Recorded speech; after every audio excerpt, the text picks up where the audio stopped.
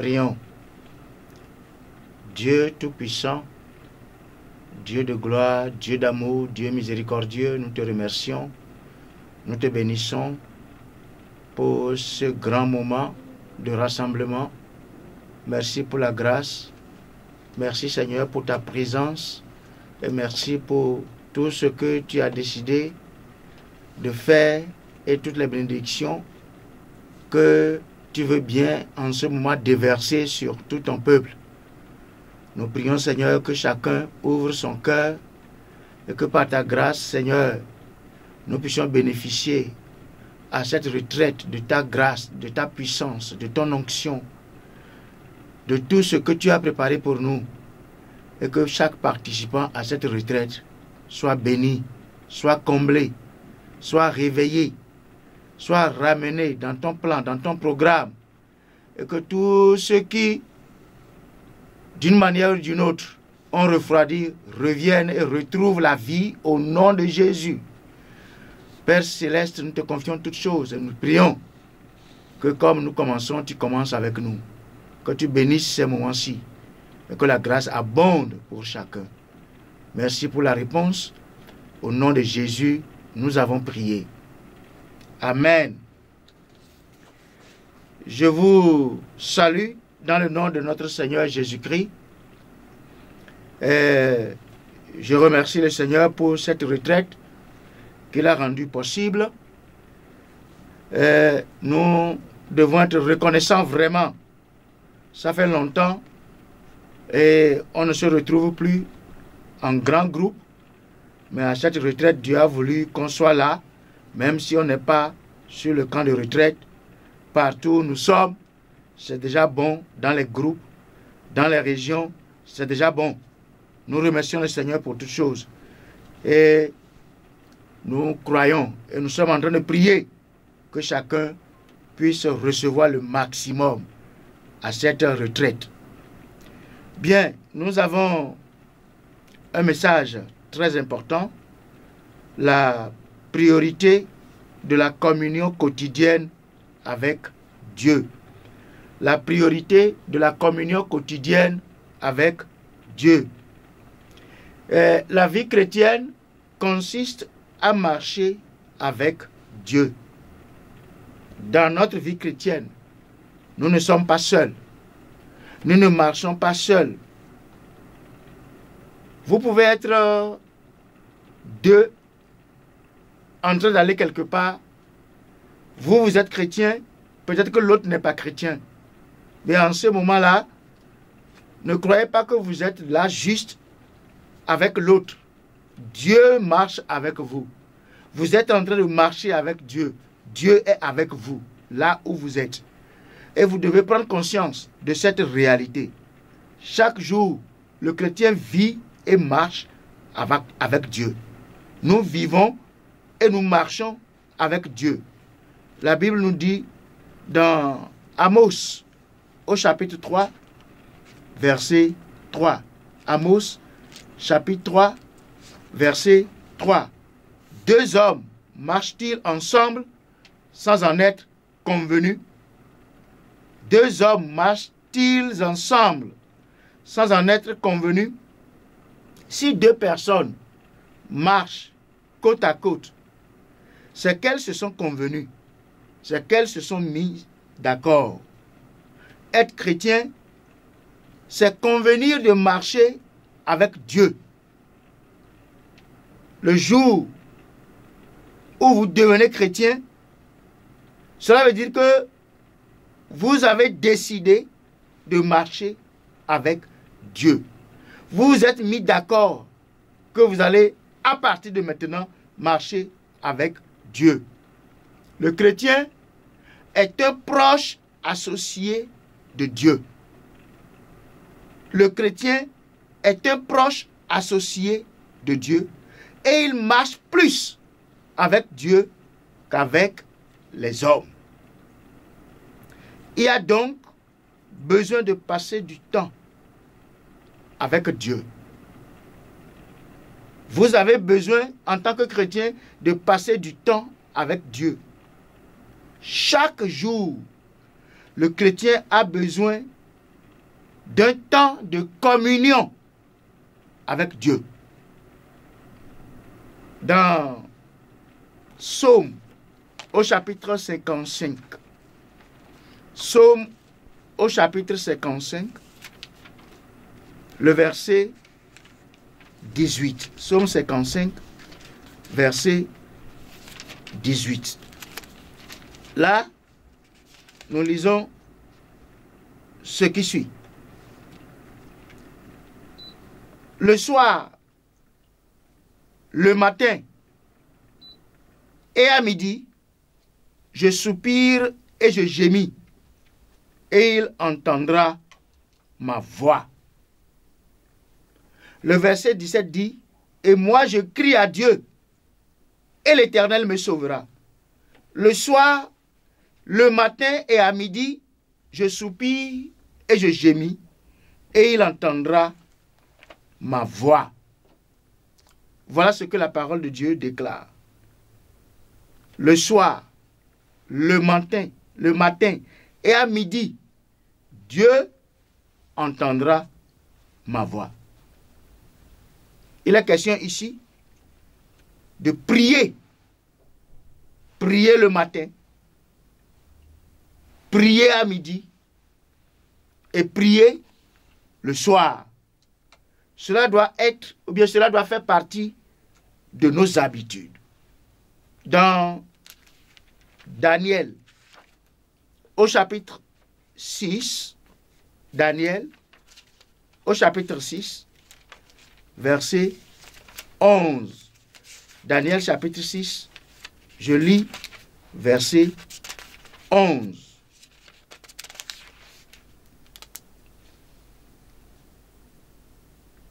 Daniel au chapitre 6, verset, lisons plutôt verset 10. Verset 10.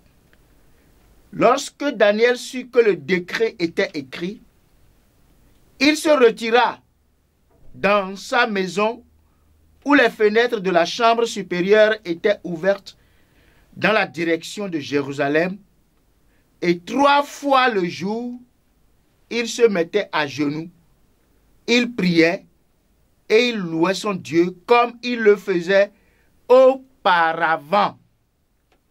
Voilà. Daniel, son habitude, chaque jour, c'est de prier. Et il avait des heures précises dans la journée où il rentrait dans sa chambre, dans le lieu secret, se met à genoux et prie le Seigneur. Il le fait 3 fois le jour. Et donc, maintenant, il y a un décret qui est signé et le décret interdit de ne plus prier. Voilà. Si quelqu'un a un besoin, il n'a qu'à demander au roi. Il ne faut plus prier Dieu, le Dieu créateur. Et Daniel, quand il a su qu'un tel décret est écrit, alors, et comme il avait l'habitude auparavant de prier 3 fois dans la journée, il a continué normalement. Normalement. C'était son habitude, c'est rentrer dans son habitude. Vous voyez, Dieu veut entendre notre voix dans une communion profonde avec lui chaque jour. Chaque jour. Le Seigneur Jésus lui-même nous a aussi donné l'exemple dans Marc au chapitre 1, verset 35. Marc chapitre 1, verset 35. Vers le matin, pendant qu'il faisait encore très sombre, il se leva et sortit pour aller dans un lieu désert où il pria. Voilà. Ça, c'est le Seigneur Jésus lui-même. Dans sa vie, quand il était sur terre, Jésus lui-même, dans sa vie, prenait la communion avec Dieu comme une priorité de sa vie. La communion quotidienne, Jésus a pris cela comme une priorité dans sa vie. Très tôt, pendant qu'il faisait encore sombre, très tôt le matin, il est déjà sorti, il est parti dans un lieu désert, et là, il a prié, et c'est un modèle, c'est un exemple pour chacun de nous. La priorité de la communion quotidienne avec Dieu. Vous ne pouvez pas mener la vie chrétienne si vous n'avez pas de communion avec Dieu. Vous ne serez pas agréable à Dieu. Vous n'allez pas faire ce que Dieu veut si vous n'êtes pas en communion avec lui. Oui, vous ne pourrez pas progresser dans la vie chrétienne. Vous ne pouvez pas aller de l'avant dans votre marche avec Dieu si vous n'avez pas de communion avec lui. Et donc, dans ce message, nous allons voir 3 points très importants. La prière dans la communion quotidienne avec Dieu. La prière dans la communion quotidienne avec Dieu. Deuxième point, la parole et la communion quotidienne avec Dieu. La parole et la communion quotidienne avec Dieu. Et le troisième point, le prix pour la communion quotidienne avec Dieu. Voilà le point numéro 1. La prière dans la communion quotidienne avec Dieu. Vous savez, nous parlons de prière et je voudrais insister là-dessus. Il y a la prière que nous faisons. Avant de commencer le message, on a prié. Il y a la prière. Mais il y a aussi la vie de prière. Il y a aussi la vie de prière. La vie de prière est différente de la prière qu'on fait en public. La vie de prière se vit en privé, dans le secret, avec Dieu. Voilà. Dans Matthieu, au chapitre 6, verset 6. Matthieu chapitre 6, verset 6. Mais quand tu pries, entre dans ta chambre, ferme ta porte et prie ton Père qui est là dans le lieu secret. Et ton Père qui voit dans le secret te le rendra. Voilà. Et ça, ici, c'est différent de la prière que nous faisons quand on veut manger. La prière que nous faisons quand on est debout quelque part, on veut prier pour quelqu'un. Tout à l'heure, avant de commencer le message, j'ai prié. Tout le monde s'est incliné. Nous avons prié. Ça, on le fait à tout temps, à tout moment. Mais il y a ce que nous appelons la vie de prière. Est-ce que vous avez une vie de prière? Est-ce que tu as une vie de prière? Dans cette vie de prière, il s'agira d'entrer dans la chambre, fermer la porte et prier le Père qui est là dans le lieu secret. Et il voit, il est là, il est présent, il écoute et il exaucera. La priorité de la communion quotidienne avec Dieu. La vie de prière est une communion intime, secrète avec Dieu. Et dans cette communion, vous présentez vos requêtes. Et Dieu vous répond en retour. Et ça, c'est très important. Et le chrétien, quand on parle de cette vie de prière-là, le chrétien doit avoir chaque jour des moments. Il doit se programmer, il doit se préparer et il doit être discipliné, voire de la discipline pour respecter ce temps, ou bien ces moments, comme Daniel le faisait. La vie de prière. La prière dans la communion quotidienne avec Dieu. Lisons dans 1 Chronique au chapitre 16.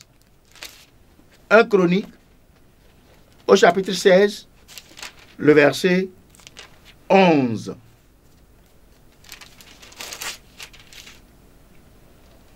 Ayez recours à l'Éternel et à son appui. Cherchez continuellement sa face. Cherchez continuellement sa face. Nous sommes dans un monde qui dérange.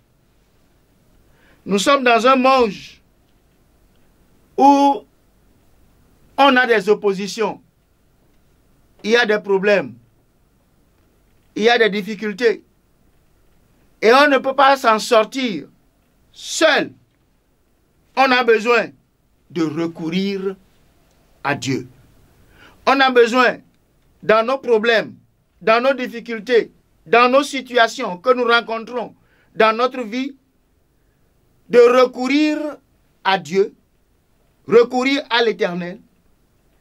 C'est-à-dire quoi? De nous tourner vers Dieu.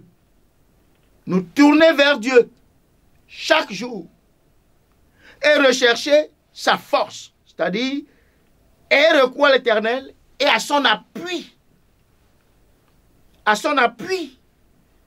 Recherchons sa force. Recherchons son soutien. On en a besoin. Et c'est dans la prière que ça se passe.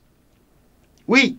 Cherchez continuellement sa face. C'est ce que la parole déclare. C'est-à-dire, aspirons à vivre dans sa présence. Aspirons à vivre, à passer du temps dans la présence de Dieu. Voilà, notre priorité quotidienne doit être la prière.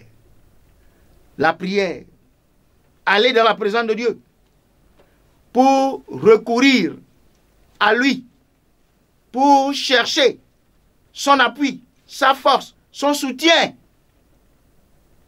Lui seul peut nous venir en aide. C'est tellement important que le Seigneur Jésus lui-même, il a consacré toute une parabole pour nous montrer combien la prière doit nous préoccuper. Luc au chapitre 18, le verset 1. Luc chapitre 18, verset 1. Jésus leur adressa une parabole pour montrer qu'il faut toujours prier et ne point se relâcher. Prier toujours et ne point se relâcher. Voilà. On en a besoin parce qu'on a besoin que Dieu intervienne dans notre vie. Et pour que le Seigneur intervienne chaque jour dans nos vies, nous devons continuer dans la prière sans nous relâcher.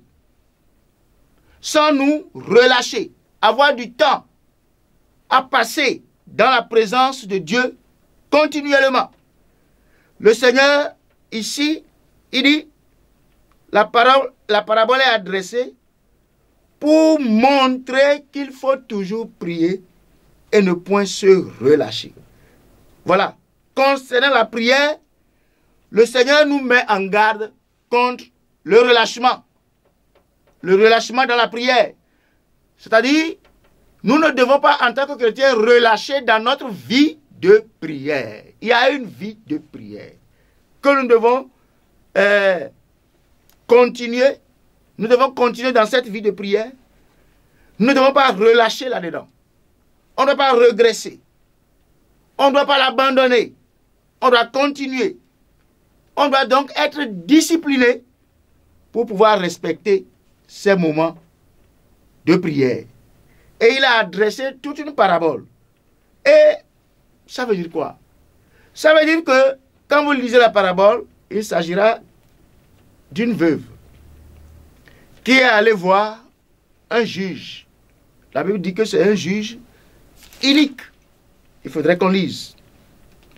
Il dit qu'il y avait dans une ville un juge qui ne craignait point Dieu et qui n'avait d'égard pour personne. Il y avait aussi dans cette ville une veuve qui venait lui dire, fais-moi justice de ma partie adverse. Pendant longtemps, il refusa. Mais ensuite, il dit en lui-même, quoique je ne craigne point Dieu et que je n'ai d'égard pour personne, néanmoins, parce que cette veuve m'importune, je lui ferai justice, afin qu'elle ne vienne pas sans cesse me rompre la tête. Le Seigneur ajouta, entendez ce que dit le juge inique. Et Dieu ne fera-t-il pas justice à ses élus qui crient à lui jour et nuit, et tardera-t-il à leur égard? Je vous le dis, il leur fera promptement justice. Mais quand le Fils de l'homme viendra, trouvera-t-il la foi sur la terre? Cette parabole nous montre que nous sommes dans un monde où ceux qui doivent nous venir en aide, tous ceux qui ont la position de nous défendre quand nous avons des cas compliqués, des situations difficiles, la plupart du temps, ils ne le font pas. Ils refusent. Et il y avait dans cette ville-là une veuve qui n'avait pas d'autre moyen que son insistance. Il n'avait pas d'autre moyen que sa persévérance. Il n'avait pas d'autre moyen. Elle n'avait pas d'autre moyen, cette femme-là, que de continuer, de persévérer, d'aller chaque fois, son importunité. Oui. Et le juge inique, qui ne craint pas Dieu et qui n'a d'égard pour personne, est vaincu.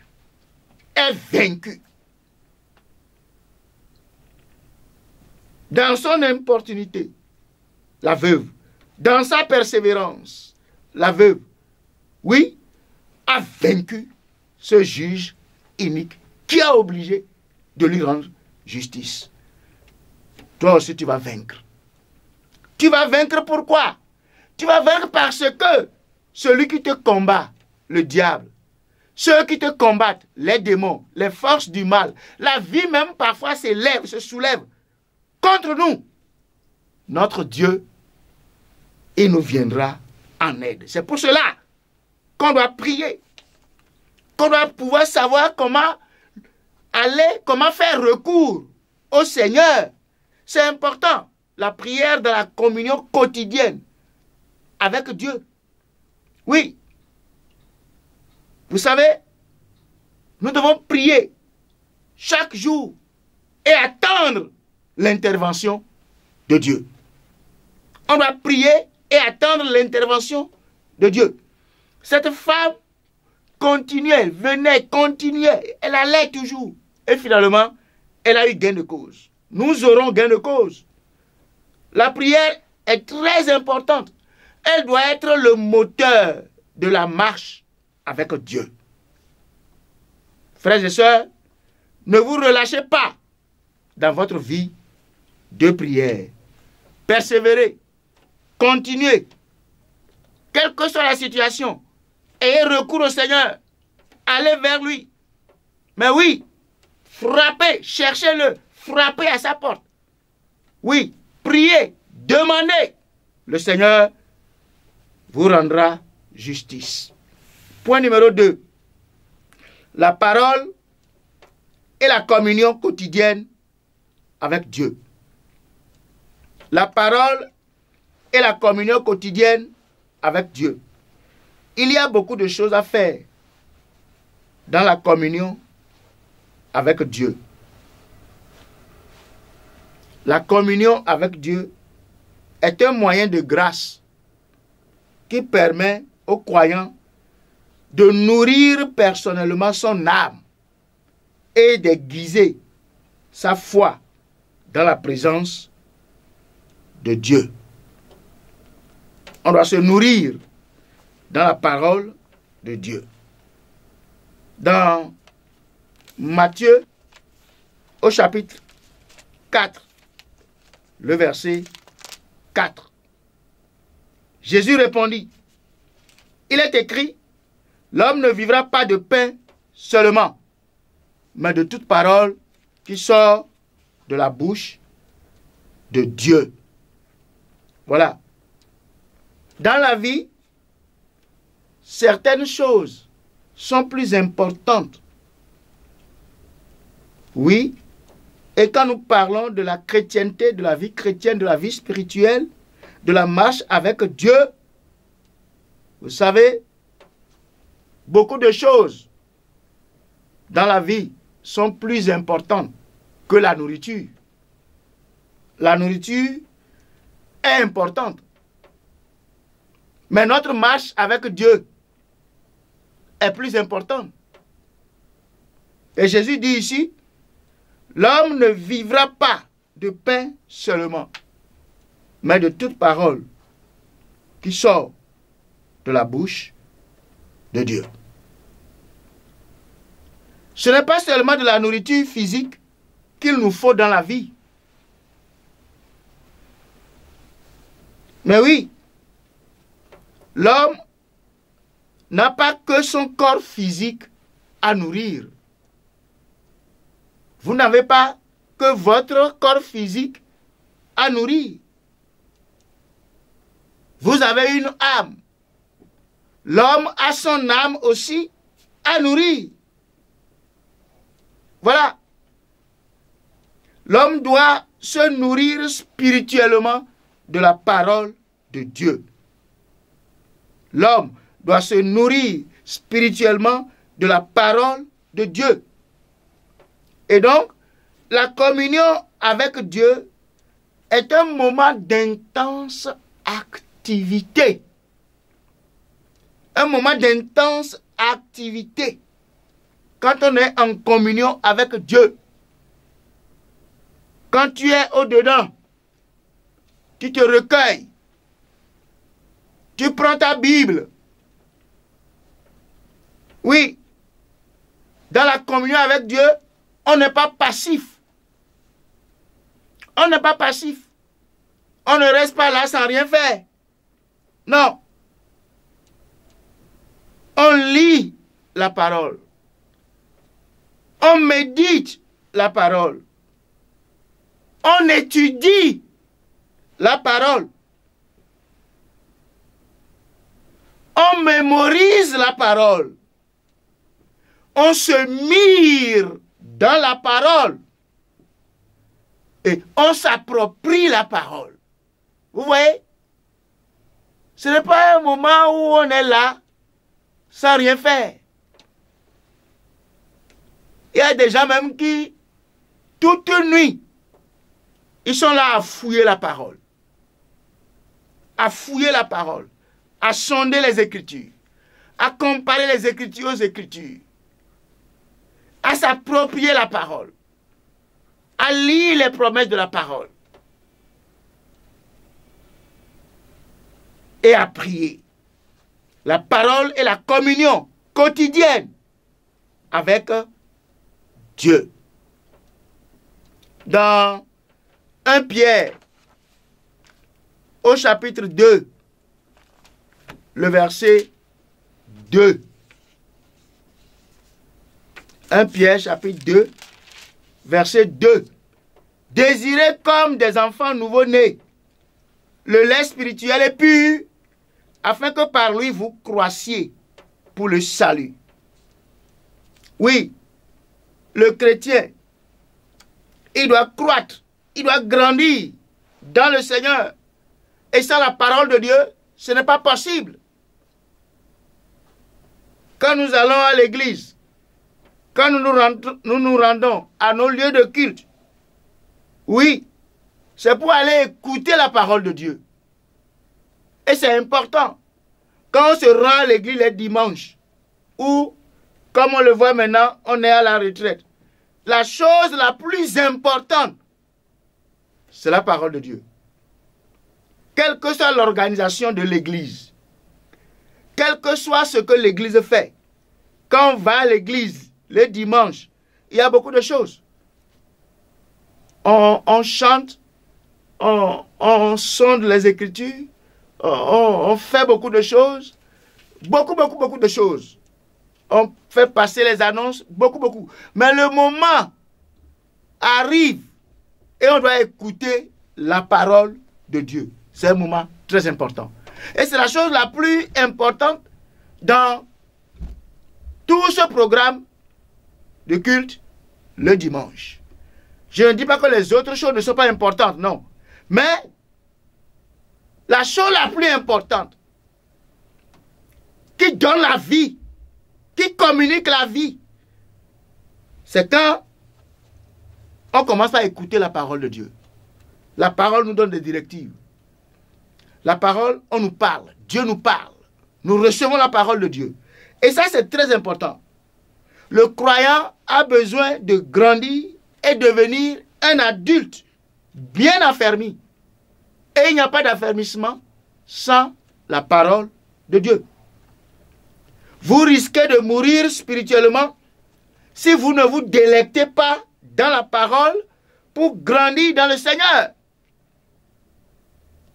Si vous ne rentrez pas dans la parole, à part tout ce qu'on écoute à l'église, ou peut-être aujourd'hui sur les réseaux sociaux, à part tout ce que les pasteurs nous apportent, nous avons besoin nous-mêmes, personnellement, d'étudier la parole, de lire la parole. Ce n'est pas tout ce qu'on nous dit à l'église. C'est bon, c'est important. Mais ça ne suffit pas. On passe combien d'heures à l'église? Quand on va pour le culte, tout ce qu'on fait, pendant le temps de la prédication, on passe combien d'heures? Et donc, quand on rentre, on a besoin d'aller en profondeur. Comparer les Écritures aux Écritures, comme les chrétiens de Béret le faisaient. Et donc, nous avons besoin de cette vie de communion quotidienne avec Dieu, qu'on passe autour de la parole de Dieu. Et c'est important pour notre vie spirituelle. Chacun doit pouvoir lire la parole de Dieu, doit pouvoir se mirer dans la parole de Dieu, mettre la parole de Dieu en pratique. Que ce livre de la loi ne s'éloigne pas de ta bouche. Médite-le jour et nuit et conforme-toi à tout ce qui y est prescrit. C'est seulement à ce titre-là que tu connaîtras le progrès, le succès dans tout ce que tu entreprendras. Josué 1, verset 8. C'est important ce que nous sommes en train de dire dans Psaume au chapitre 1. Psaume chapitre 1 à partir du verset 1. Psaume chapitre 1. Heureux l'homme qui ne marche pas selon le conseil des méchants, qui ne s'arrête pas sur la voie des pécheurs et qui ne s'assied pas en compagnie des moqueurs, mais qui trouve son plaisir dans la loi de l'Éternel et qui la médite jour et nuit. Il est comme un arbre planté près d'un courant d'eau, qui donne son fruit en sa saison, et dont le feuillage ne se flétrit point. Tout ce qu'il fait, lui réussit. Tout ce qu'il fait, lui réussit. Verset 4. Il n'en est pas ainsi des méchants. Ils sont comme la paille que le vent dissipe. C'est pourquoi les méchants ne résistent pas au jour du jugement, ni les pécheurs dans l'assemblée des justes. Car l'Éternel connaît la voie des justes, et la voie des pécheurs mène à la ruine. Oui, ici, le Psaume 1 nous présente le juste et le méchant. Le juste et le méchant. C'est ce que l'on nous présente ici. Et nous, les chrétiens, nous devons faire beaucoup attention. Beaucoup attention.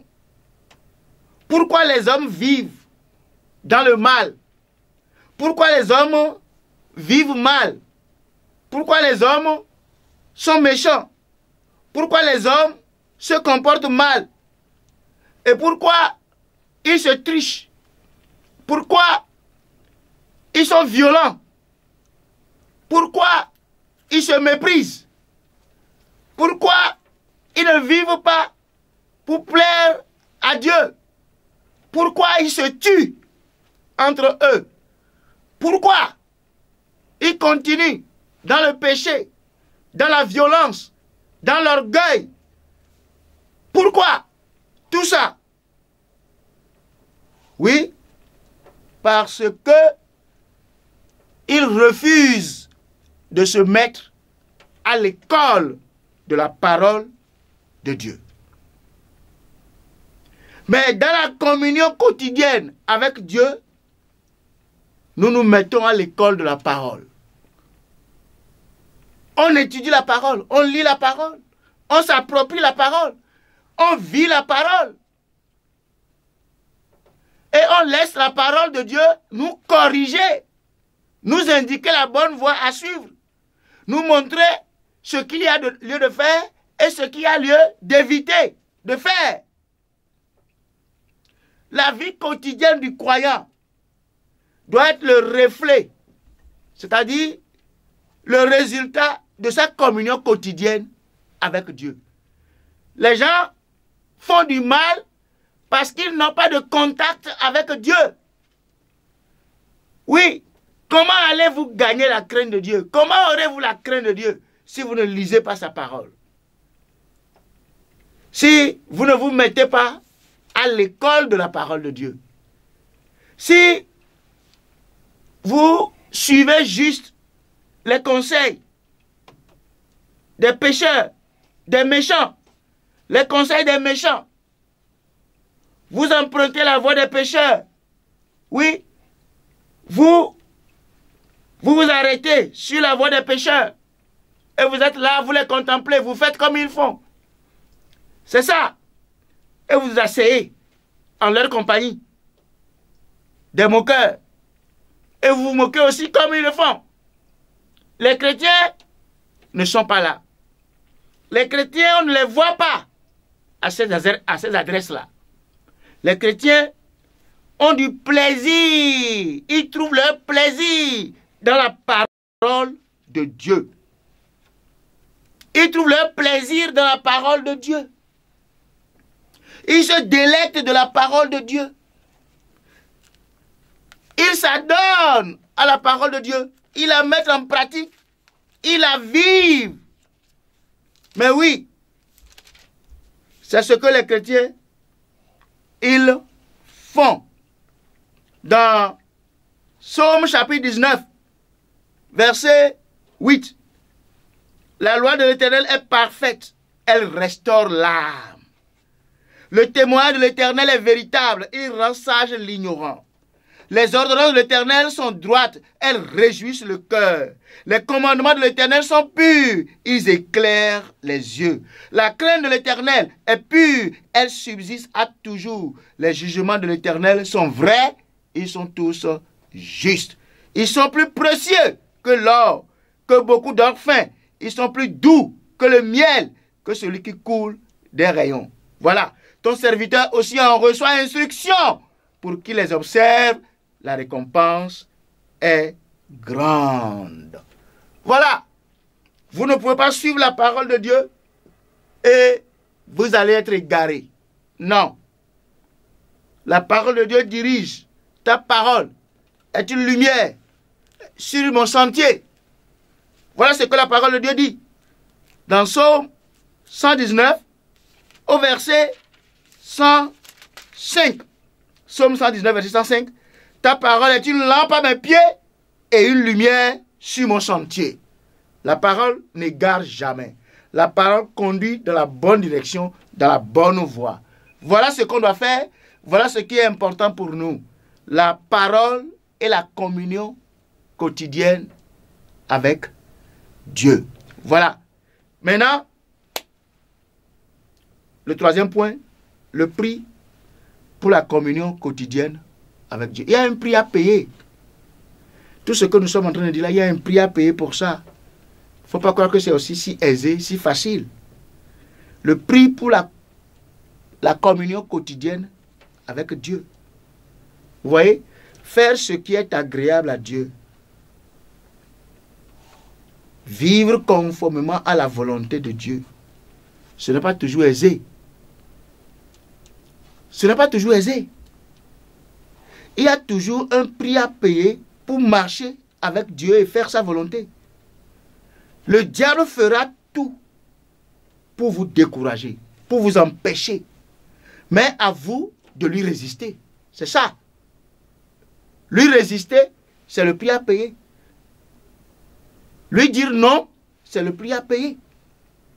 Mais oui. Donc, il y a 3 choses. Vous devez prendre cette décision. Et 2, la discipline. Et 3, la détermination. Sans ces 3 choses-là, vous ne pourrez pas. La décision. À vous de décider et de payer le prix de la communion quotidienne avec Dieu. C'est un combat que vous devez engager et maintenir tout le temps. Ça, c'est très important. C'est une décision à prendre. Mais oui. Voilà. Et autre chose, la discipline. La vie de foi nécessite que nous nous débarrassions de tout ce qui entrave notre développement spirituel. Tout ce qui peut entraver ton développement spirituel, ta croissance spirituelle, tu te débarrasses de ça. Tu te disciplines et tu te débarrasses de ça. Notre priorité, c'est quoi? C'est la communion avec Dieu. Oui, et on doit payer le prix de la discipline. Dieu d'abord. La relation avec Dieu avant toute chose. La communion quotidienne avec Dieu d'abord.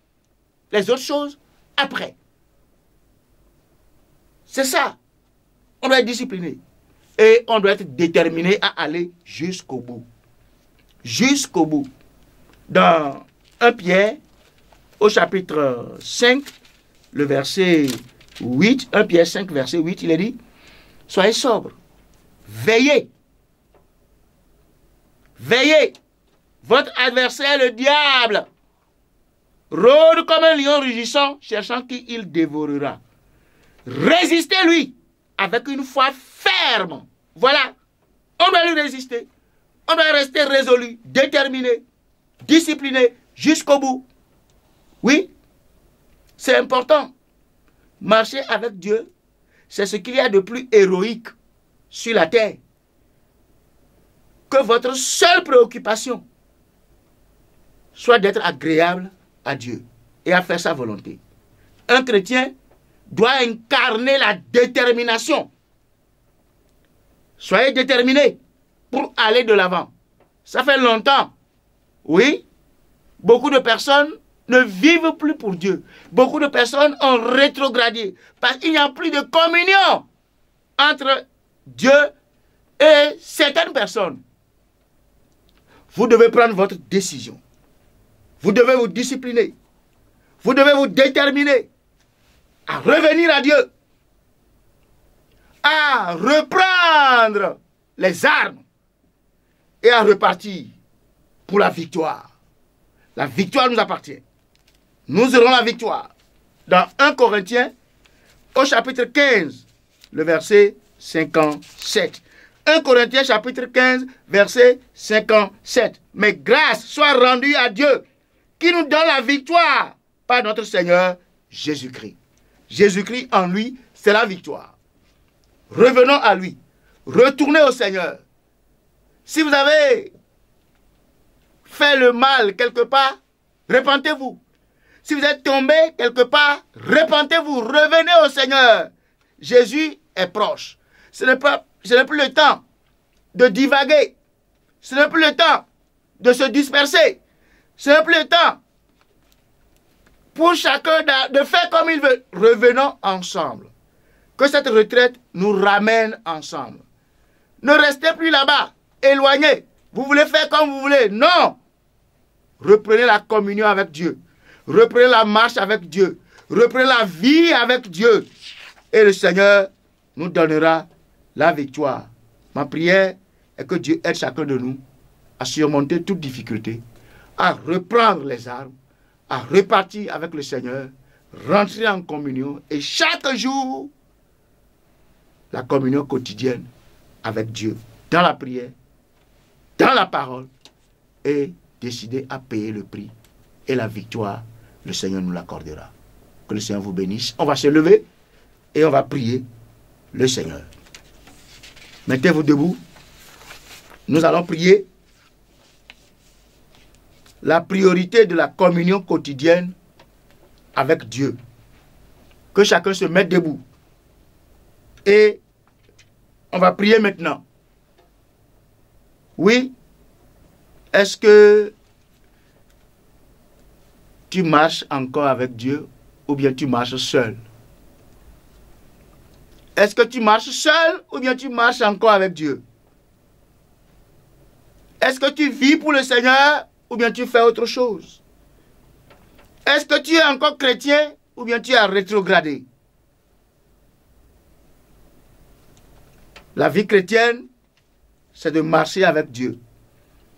Et chaque jour, vous devez passer du temps avec le Seigneur. Passer du temps avec le Seigneur. Seul, en communion avec le Seigneur. Dans la prière, dans la parole. Il y a beaucoup de choses qui peuvent militer contre cela. À vous de rester ferme. Oui, vous avez des problèmes? Vous avez des difficultés? Vous avez des besoins?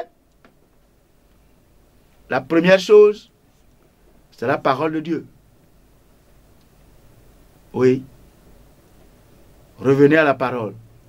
L'homme ne vivra pas de pain seulement, mais de toute parole qui sort de la bouche de Dieu. Vous avez besoin de rentrer dans le secret de Dieu, de prier, de rapporter vos problèmes au Seigneur, recourir à lui et à son appui. Aspirer à aller dans la présence de Dieu. Le Seigneur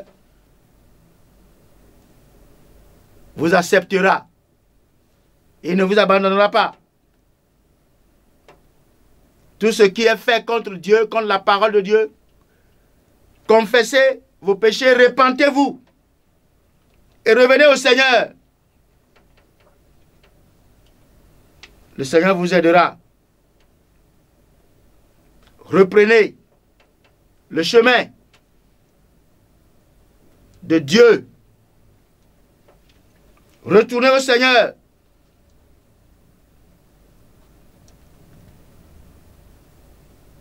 Recommencez à nouveau.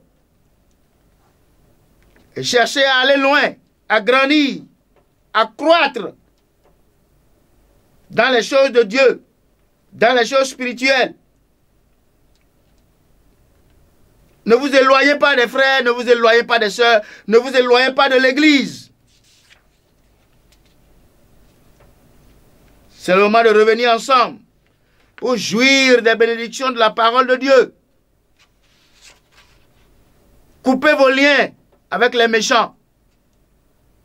Coupez vos liens avec les moqueurs.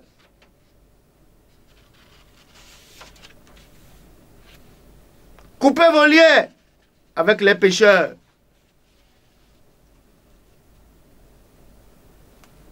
Et revenez au Seigneur.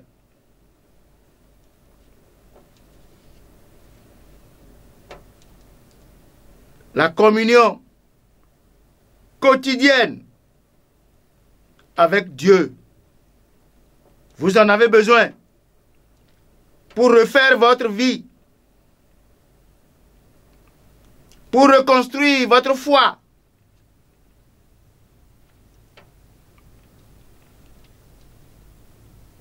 Il y a un prix à payer. Il y a un prix à payer. Vous avez la volonté et vous voulez le faire. Mais il y a des oppositions. Ouais, vous devez mener le combat. Vous ne devez pas vous laisser vaincre. Non. Décidez-vous. Et soyez disciplinés. Dites non au mal. Dites non au péché. Dites oui à Dieu. Dites oui à la sainteté. Dites oui à la justice. Le Seigneur vous aidera. Il aidera chacun. Quels que soient les problèmes, amenez-les dans le secret de Dieu. Et là, priez votre Père. Et votre Père qui voit dans le secret, vous le rendra. Il vous écoutera. Et il vous exaucera.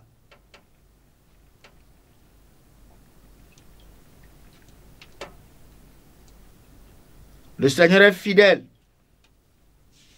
Et il nous donnera la victoire. Au nom de Jésus, nous avons prié.